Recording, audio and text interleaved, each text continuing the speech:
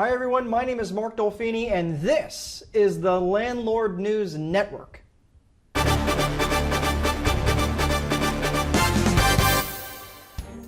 Hi everyone, I'm Mark Dolfini. Welcome back to the Landlord News Network. Today's headline brings us back to Portland, Oregon. You may remember Oregon has been hitting the LNN newsfeed more frequently as legislators continue to crank out laws that makes it illegal to be a profitable landlord. The last episode of LNN featured city council members of Portland that are at war with landlords and property managers within the city limits. The items that have been specifically under fire are in the area of tenant screening. LNN did an in-depth look as to what the current standards are and what questions are currently being asked of new tenants when applying for rental property, and the list of proposed questions in the new city ordinance. Currently, landlords have been asking the following questions of new residents. How long have you been employed? And have you ever been evicted? City council members are suggesting a somewhat softer approach for new tenants, suggesting the questions are, do you know anyone that has a job? And are you willing to pinky promise that you will pay the rent on time? In light of the suggested questions by city council members, landlords and property managers have responded back with their own proposed questions, such as how many lawyers do you have in your family, and have you ever shown up to a job interview wearing pajama bottoms? The vote has been tabled until at least May 23rd. In other news, one resident in Brooklyn has been busy capturing the hearts and minds of his neighbors.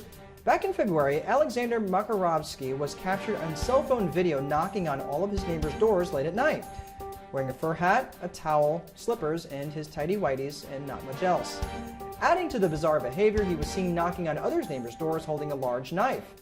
Residents have been fearful for their safety as part of his antics have included climbing up and down the fire escapes, and several have gone so far as to place protective orders against Mr. Makarovsky.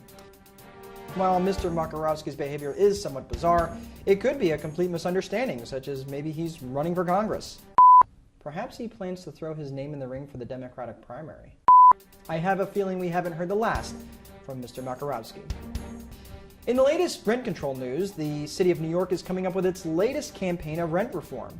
In about a month's time, the laws governing New York's rent-stabilized apartments will expire, and major reforms may be enacted in their place.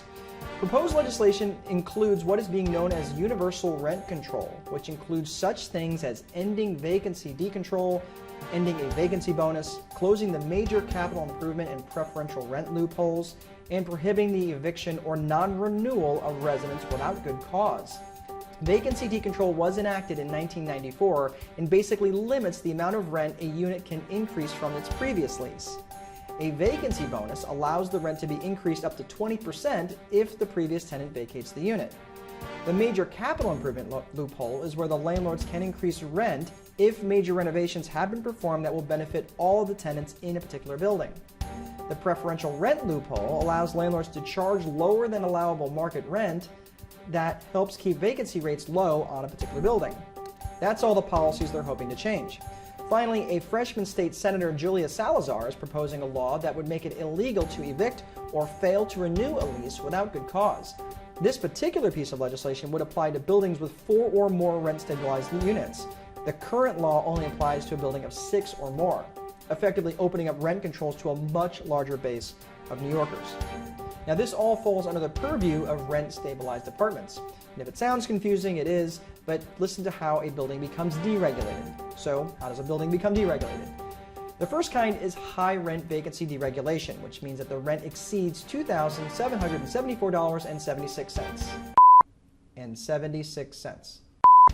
The second is high rent, high income deregulation, which is when the rent exceeds that magic number of $2,774.76 and the tenant's income has exceeded $200,000 for the previous 2 consecutive years before or any of 2 consecutive years after. The apartment can become deregulated even if the tenant doesn't move out. Keep in mind, the landlord can only ask for a proof of income if the rent is above the magic number of $2,774.76. Does this all sound confusing? Well, it is. By not allowing the free market system to work, savvy landlords are going to do what they do best. They're going to find a way to play the hand they're dealt. New York has effectively put new laws on top of old laws with nebulous and arbitrary amounts. It seems it would be easier to come up with an explanation for Bernie Sanders. Which, if we were ever invaded by aliens and they demand an explanation, let me be the first to call not it. Speaking of things inexplicable, Wrapping up this week's LNN episode with our WTF segment is the latest between Kevin Federline and his ex-wife, some chick named Britney Spears. The latest news has it that Kevin Federline will not allow Britney to see their 2 sons until her mental condition improves. Until her mental condition improves. Sometimes the ending just writes itself. My name is Mark Dolfini, and this has been the latest segment of the Landlord News Network. You're already used to a bunch of fake news outlets, so why not one more?